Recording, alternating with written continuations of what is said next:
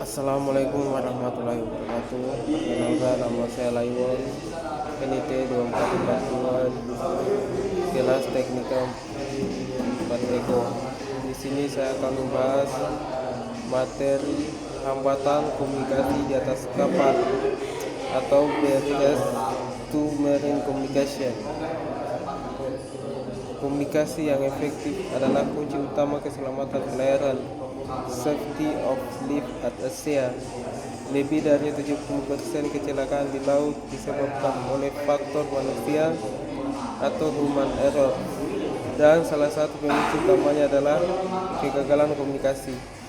Di lingkungan kapal yang terisolasi dan berisiko tinggi, hambatan komunikasi dapat berakibat fatal, mulai dari salah paham, kerja hingga tabrakan kapal. 4 kategori utama hambatan komunikasi. Kategori pertama yaitu hambatan sistematik atau bahasa dan istilah. Hambatan yang terjadi karena perbedaan arti kata, bahasa atau simbol yang digunakan antara pengirim dan penerima pesan. Kru multinasional. Penggunaan kru dari berbagai negara, misalnya Indonesia, Filipina, India, Ukraina, membuat komunikasi bahasa Inggris yang tidak seragam. Dialek dan aksen yang kental. Perbedaan aksen lokal membuat pengucapan istilah maritim terdengar asing atau sulit ditangkap oleh kru lain. Pengabaian standar IMO SMCP tidak digunakannya. Frasa standar marine communication, sehingga kru menggunakan istilah santai yang bermakna ganda atau ambigu. Kategori kedua, hambatan fisik dan lingkungan laut. Hambatan yang datang dari kondisi alam sekitar kapal atau kondisi struktur kapal itu sendiri. Kebisingan mekanis, noise, suara bising ekstrem dari lingkungan mesin generator, mesin jangkar, atau suara kompresor di dek. Cuaca buruk, suara angin kencang, hantaman ombak, dan hujan lebat yang meredam suara manusia saat berkomunikasi di luar. Struktur bangunan kapal. Dinding besi yang tebal dan sekat kedap air mengalami jalan suara dan sinyal tidak menggunakan alat bantu. Kategori ketiga yaitu hambatan psikologi dan budaya.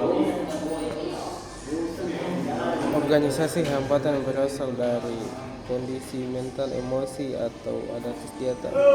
Kerja di kapal, kelelahan ekstrem, jam kerja yang panjang, dan pola tidur yang tergantung menurunkan tingkat fokus, memicu miskomunikasi, dan memperlambat respon kru. Hierarki dan senioritas kru budaya di mana kru junior merasa takut, segan, atau segan untuk menegur atau melakukan kesalahan yang dilakukan oleh petugas senior. Stres dan kejenuhan. Berada di laut berbulan-bulan memicu tekanan mental yang membuat emosi kru menjadi tidak stabil dan sensitif saat berbicara. Kategori keempat yaitu teknis dan media elektronik. Hambatan yang disebabkan oleh keterbatasan, gangguan, atau kerusakan pada alat komunikasi itu sendiri.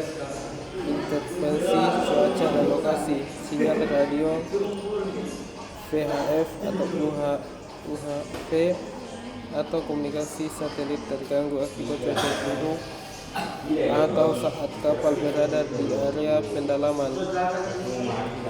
Zona blank spot, kerusakan perangkat alat baterai HD atau HT yang cepat habis, kualitas mikrofon yang buruk atau sistem intercom kapal yang tidak berfungsi optimal, kepadatan frekuensi atau channel congestion terlalu banyak, kapal menggunakan saluran adinar yang sama di wilayah pelayaran padat seperti selat atau area pelabuhan, membuat kesan saling tumpang tindih. Dampak kegagalan komunikasi di atas kapal.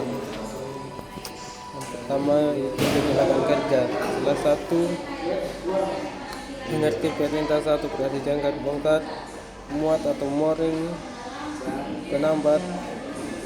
Yang kedua itu kecelakaan navigasi, tabrakan kapal atau kandas karena salah menginterpretasi pesan dari kapal lain atau stasiun. Kondisi darurat penduduk, keterlambatan penanganan kebakaran atau kru jatuh ke laut akibat laporan yang tidak jelas. Metode penanggulangan dan solusi. Yang pertama, terapkan prosedur get back.